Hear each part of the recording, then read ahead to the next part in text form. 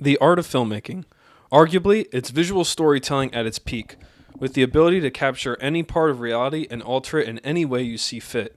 It's the ability to visually reconstruct a new reality on screen. For over 120 years, films have contained elements of theater using actors, costumes, and sets to tell a visual story, along with the tools of literature like plot development, character arcs, dialogue, etc. Both theater and literature have been essential to the development of filmmaking, but it is my opinion that this development hasn't been as progressive as it could have been in this time frame. It is my goal that we separate from theater and literature entirely and make films that rely on the medium's scientific components. I'll be sure to explain this as best as I can, along with what direction we should be putting film in.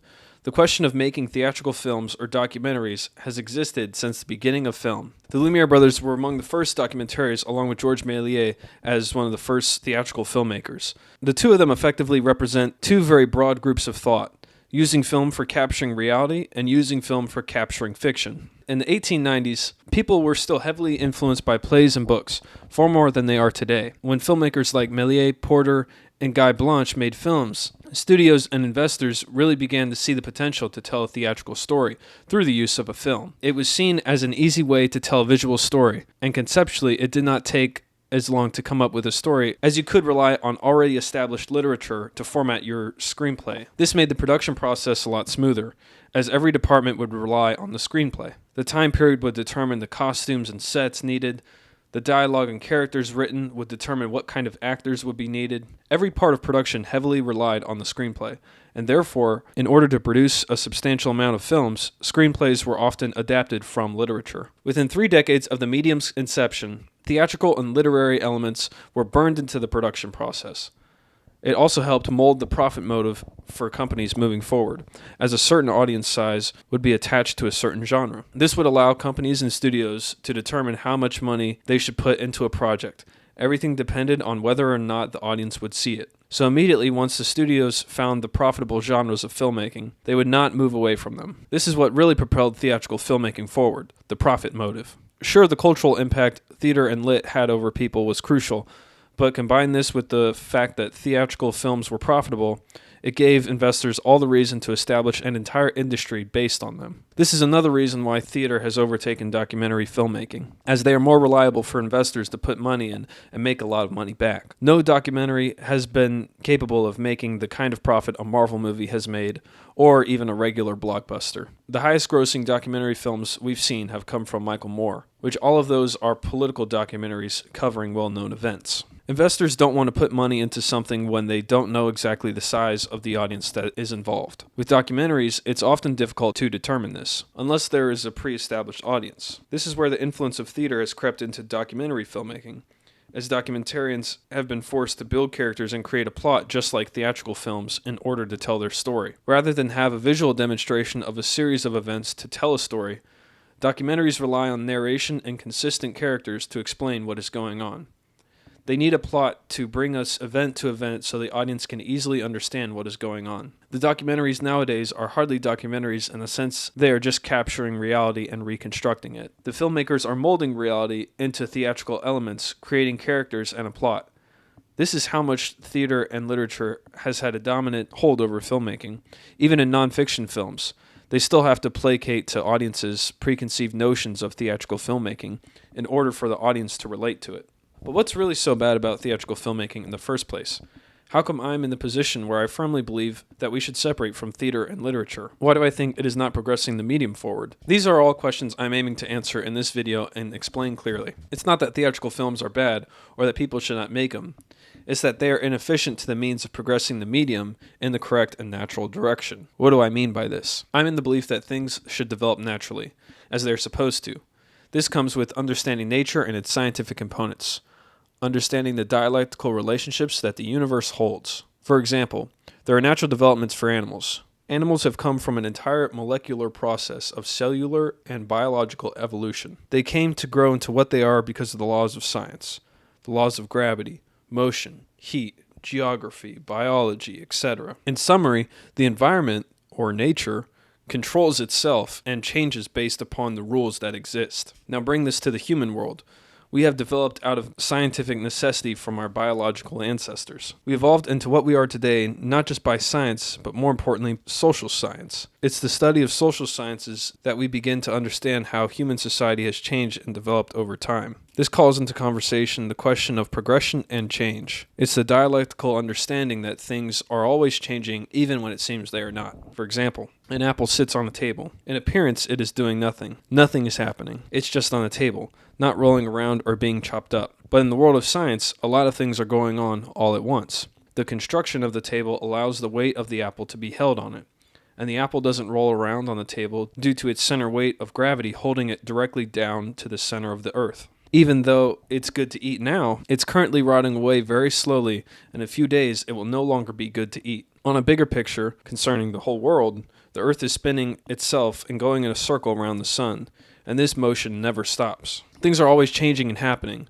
but you need science and an advanced philosophy to understand that the things are never still, even when they appear so. Shut up!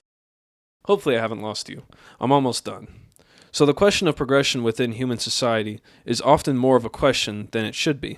Some people genuinely believe that nothing has changed in human society, and that human nature has not changed or been heavily affected by what has occurred in history. This is often held by religious people, as they view humans as naturally sinful and bad, that we've always harmed and killed one another and it's part of our nature. But this is not true. Human cooperation has been absolutely key to not just our survival, but our development.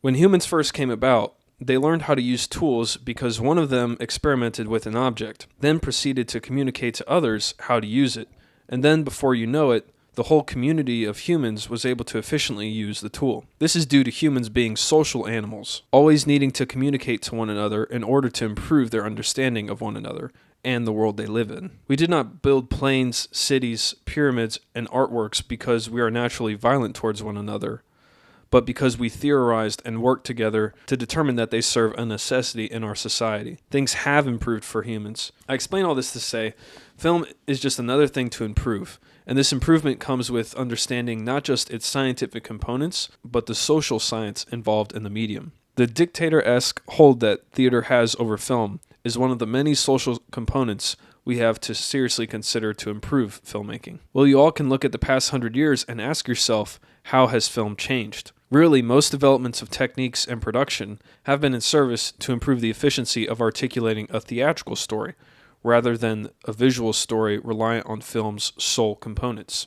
Films do not need actors, sets, costumes, a plot, dialogue, narration, etc. It just needs two things: a camera to capture the images, and a machine to edit them together. Yet the beginning of history saw people complicate the existence of film with an entirely different medium. There's no doubt the social element of profit has played a major role in determining that theater should be in filmmaking. People did not know what film was, and instead of studying film, everyone rushed to production in the name of profit, not in the name of creativity. The people in charge of production did not care about creativity. However, their interest was in creating a business model that would create them more capital. The mixing of theater and film is equivalent to the mixing of oil and water. Their scientific components do not match enough to combine them equally. When you put the elements of theater into a film, the film is no longer independent to its own rules. Its rules have been contorted to the rules of theater, as that is the main course of how the story is created, through the theatrical elements. Film's elements of imagery and editing become dependent tools for theater to thrive on. So it's my argument, film cannot progress within the bounds of theater, because it has to play by theater's rules. Those who are interested in progressing the medium and innovating it should heavily consider this theoretical approach to filmmaking. Theater does not allow film to use its own components at its own liberty. When theater is involved, film becomes changed to theater's rules and it's forced to portray theater rather than an independent vision. Camera's movements are in service of the actor's movements and expressions. Emotions are evoked in order for the audience to relate themselves to the characters. Editing is determined on the pace of the story and the necessary developments to take place within the plot. Every action that takes place in a theatrical film is done in service of the theatrical story. It is my view that film has hardly progressed since the 1920s in theory. In theory, film has stayed the same. Theatrical films have just become more advanced, and even then, it seems they have reached their creative peak already. But innovation is not really encouraged because investors don't see a need for innovation when they continue to make a profit with the same product. This should not deter revolutionary artists from trying to separate from theater. We must create our own audience and rebuild the genre that is revolutionary filmmaking. This audience can be built not just by drawing people to our theory and ideas, but also by the content within our film. The topics we choose to cover will greatly determine whether or not there will be a large audience for the project or not. With the tool of the internet and social media, we can also go and find our audience and sell them our ideas almost as directly as possible, like never before. Never be scared to innovate. We have the ability to control the outcome of our project now more than ever before, despite Hollywood's monopoly on distribution. The serious question is, what kind of films do we make? How do we go about making films without the element of theater? Well, it's key that we make documentary films, so it's also key that we go and capture reality. However, our goal is not to visually display reality, but to capture it and reconstruct it according to the visual story we desire to tell. We must capture real events and real people, and display them in our own creative ways to form an original visual story. The content our story holds is real, but the way it is shown is manufactured by us. Next question. How do we show our vision?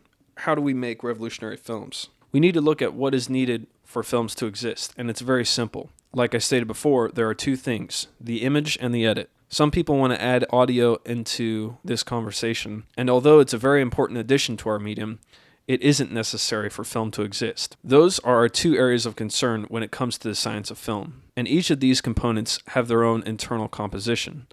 The image needs color, framing, light, and motion. The edit needs duration, visual rhythm, and visual and spatial continuity. Each part of them plays a significant role in the information that the audience receives. If an image is dark and has shallow focus, then the audience is told to be scared, unsettled, and perhaps confused. If an image is bright and colorful, then the audience is told to feel good about what they're seeing. They feel calmer and more certain about the image. If the image is shown in a slower frame rate, then the audience is told this image is more important than the others due to the change in duration. Perhaps something dramatic is happening. As each component changes, the audience perception changes. We, as the filmmakers, have total control over what they think and feel. It's my argument that the edit controls how the audience processes information and determines how they interpret the images in sequence. If related images are played quickly in succession, the audience is told to feel excited, energetic, to feel intensity. If images are given equal duration, the audience is told that the images share a similar narrative importance. If the images are given varied space between one another in terms of where the focus is in the image, then the audience will find the images in contrast. If images are shown within a similar line of sight, they will be viewed by the audience as unified. It's vital that we understand the scientific tools of our medium, how the two main tools of the image and the edit can be utilized to maximize the potential for our artistic vision. Let's discuss how we can utilize these tools to our artistic advantage, and then we will get into the key theoretical discussion of this video. Let's cover two sequence ideas based on very simple concepts: the joys of human society against the horrors of capitalism. So how do we display the happiness of human nature? Well, let's first start with the basic visual subjects. Natural elements of the environment, plants and animals, happy human beings together, partners and families, and symbols and or activities of positivity and progression. How you start the sequence will be entirely up to you and what you're trying to say, along with how you properly connect every image together to get your main message, which in this sequence is the joys of human nature. Perhaps we start with the close image of a baby smiling, connect it to the smiling parents. We then immediately connect this to other animal families in the world, showing them being playful, perhaps. Perhaps we use some close-ups of bright, colorful flowers and other various details of the earth to get to our next subject. We show humans having fun together, playing games, running around, dancing, eating together, etc. You can use other significant and silly symbols as transitions to the next part of discussion to give the visual of some lighthearted feeling. These images can be shown in any order, but it depends on what is being said in the sequence, and of course the sequence has to connect to a bigger story. There has to be some kind of conflict, which we can go to. Perhaps we end the prior section with happy children playing, then immediately show the contrast of starving or dying children as a product of war and famine. We contrast the happy parents with wailing mothers and distraught fathers, people happy working together to people alone and isolated. Again, this could all be in one sequence if the filmmaker wants to display a conflict between the two ideas, as they could visually battle it out as the story takes place. Combining the two ideas against one another would portray an extreme sense of conflict to the audience, something that is immediate rather than something that is being compared sequence to sequence.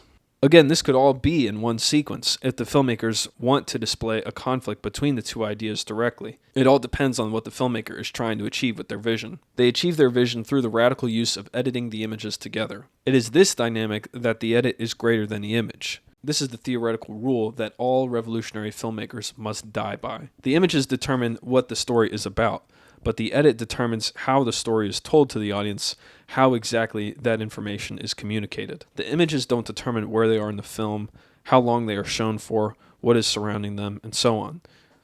The images are the extra details in the story that add to their own placement for a quick fraction of the story. This is all decided by the edit and the edit alone. The edit controls the duration and location of the images in the film. The edit controls the order. Without this, we merely have a random collection of images that loosely connect to one another. The prior example I gave can easily have a different existence if the images were given a different context. The story would have completely changed if you only displayed animals and plants. It's up to the filmmaker to determine how they will use these images captured in order to tell their story. They don't use the image to tell the whole story. They use the edit to construct their vision. Yet surprisingly, some filmmakers disagree on this matter. Some see the image as the key factor of filmmaking. As they argue, without images, there is no film at all. Without images, the audience doesn't know what the film is about. I agree with this statement. However, it's really an incomplete way of looking at how film actually works. We argue that images are necessary, just like the edit. The difference is that the edit controls the image, not vice versa. The opposing perspective is very short-sighted. They only look at what the film is showing, and not how it's being shown to us. Of course we need images, but we need to put them in order to have a story that has actual meaning. The images are given life when they are contrasted and conjoined with one another. This dynamic was explored on a very basic level by the Russian professor Lev Kuleshov in the 1910s and 1920s. He did an experiment that was scientifically proven and eventually put out to be called the Kuleshov effect. Here's Hitchcock explaining what exactly that is.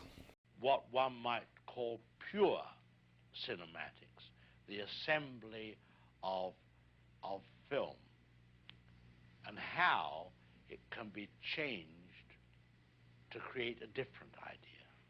Now we have a close-up. Let me show you what he sees. Let's assume he saw a woman holding a baby in her arms. Now we cut back to his reaction to what he sees, and he smiles. Now what is he as a character? He's a kindly man. He's sympathetic. Now, let's take the middle piece of film away, the woman with the child, but leave his two pieces of film as they were. Now we'll put in a piece of film of a girl in a bikini. He looks, girl in a bikini, he smiles. What is he now? The dirty old man. He's no longer the benign gentleman who loves babies. That's the difference. That's what film can do for you. So it's the edit that determines how the audience sees the man, yet the man never actually changes. But the information of what he sees is implied in how the sequence is edited by the filmmaker. Kuleshov was a professor that upheld this rule and taught it at the very first film school in Moscow after the Russian Revolution. The Civil War in Russia lasted a few years, as 27 countries invaded the USSR after they learned the working class overthrew capitalism. Because of the war, the productive forces were severely damaged and limited.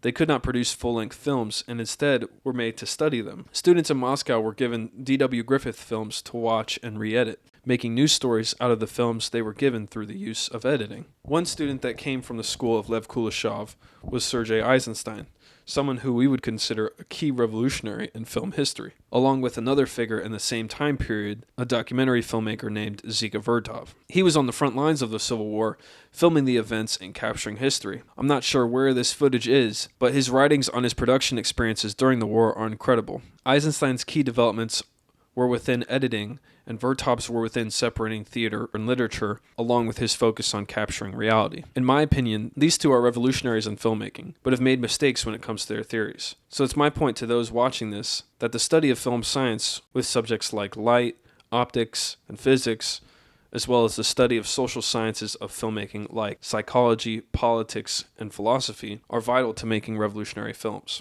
The main foundation of revolutionary filmmaking is to have the theoretical comprehension that the edit controls the image, along with understanding the social need to separate from theater and literature. Other filmmakers over the course of history have had similar artistic developments to the medium, but these two filmmakers really remain as the godfathers of revolutionary filmmaking. Most filmmakers now are horribly behind in terms of the artistic progression of the medium. Theatrical films are of the past, and yet the industry is utterly dominated by them. So much so, documentary films try to be theatrical. Modern filmmakers have failed to innovate the medium. Hell, they failed to make the very first step, which is separate from theater and literature. This comes with a simple study of filmmaking. This comes with a simple understanding of filmmaking, that films don't need actors, sets, or costumes. This was all done by the people who built the industry so they could sell films since people were already familiar with theatrical stories. Vertov's discovery of displaying a story without theater and simply capturing reality and altering it has been severely undervalued by those who wish to innovate the medium. Filmmaking will not grow if we do not embrace the foundation that was built prior to us and built upon it. Our goal is to create a revolutionary theory and strengthen it in order to present a guideline for revolutionary filmmakers to use when coming up with a project of their own. Perhaps the guidelines ought to be presented now, as those who are serious about this proposition can take note. First, we must separate from theater and literature. Hopefully, I've made that clear enough that these mediums can't mix. That film does not need these two mediums, and when theatrical films are produced, is something more considered to be theater rather than film. Second, no, the edit plays a greater role than the image. Both are necessary, but it is the edit that controls the vision. The edit controls how exactly the audience sees the images and takes in that visual information. Third, know and understand all the components of filmmaking. Treat filmmaking like a science, and you will become a scientist. We are like engineers that are building an artistic vision, and we cannot build something if we do not know all the tools that are necessary to express ourselves. Fourth on the list is to make sure you display a visual reality to your audience. You will never truly capture reality. The camera lies. You lie in the edit room, and ultimately your vision is a manufactured statement. It's not natural truth, but it is the display of a creative reality. The familiar parts of your film will have parts of reality, which allows your audience to understand your film, relate to it, and ultimately enjoy and try to learn from it. Which leads us to the next point. Understand your audience.